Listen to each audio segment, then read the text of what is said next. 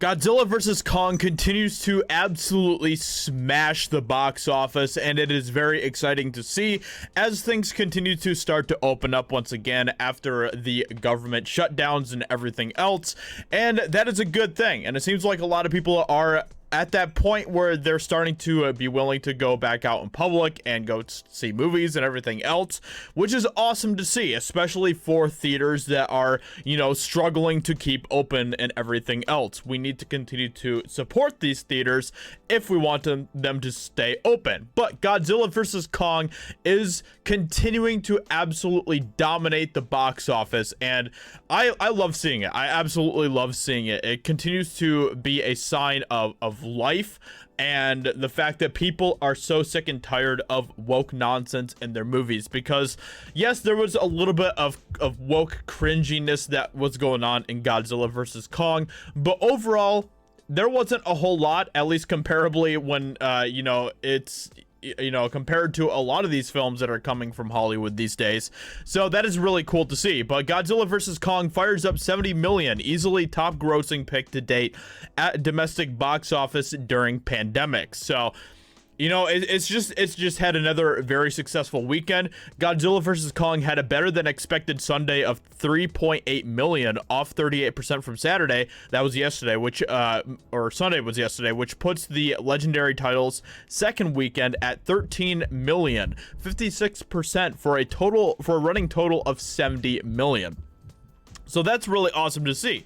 Godzilla vs. Kong keeps roaring at number one with 13.4 million in second weekend, passes 350 million mark at global box office. While it didn't roar quite as loudly as it did in its debut weekend, which obviously, it never does, right? Like, that's just a simple fact of all movies ever in theaters.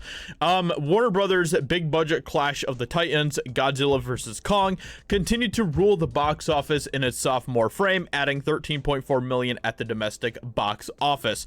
And thanks to its monster-size overseas haul, the Titanic tentpole also managed to stomp past Christopher Nolan's Tenet to become the new top-grossing film of the pandemic era. I absolutely hate saying that. It's just ridiculous. Come on. But anyway, you guys get the point. That's really cool to see, and that's good. I'm glad that people are starting to actually have, at least a little shred of courage to realize that you can go to theaters and watch movies and some of that stuff.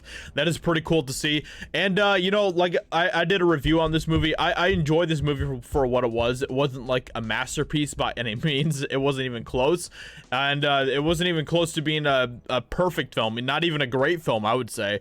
But I did enjoy it for what it was, and it was really cool getting to go to the theater again to watch movies. And I'm gonna start doing that more often. I'm gonna start doing more reviews here on my channel once again for you guys, for movies that are going to be coming to theaters and some of that type of stuff, so that you guys can know, some movies that are worth supporting and some that aren't worth supporting and whatever else. So with that being said, it's just really cool seeing Godzilla vs. Kong, a movie that stays for the most part pretty far away from woke nonsense, doing very well in theaters. Meanwhile, in this same weekend, we had a movie that just came out on Netflix called what was it, like Thunder Thighs or something like that, some Thunder Force, I think, some movie where Melissa McCartney plays a superhero, and it was super woke and super cringe, and it did horrible. It got like terrible reviews from critics and audience.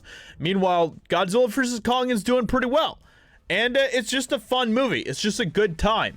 There is no nonsense that is interjected into this movie, and that is what we want when we see movies. We don't want the woke BS. We don't want Hollywood pushing all this neo-Marxist bullshit. We don't want that. So that is really cool to see. Hope you guys enjoyed this video. Let me know what you think about this. If you've seen Godzilla vs. Kong, what do you think about the movie? And I'll talk to you all very soon in another video. Talk to you later. Bye.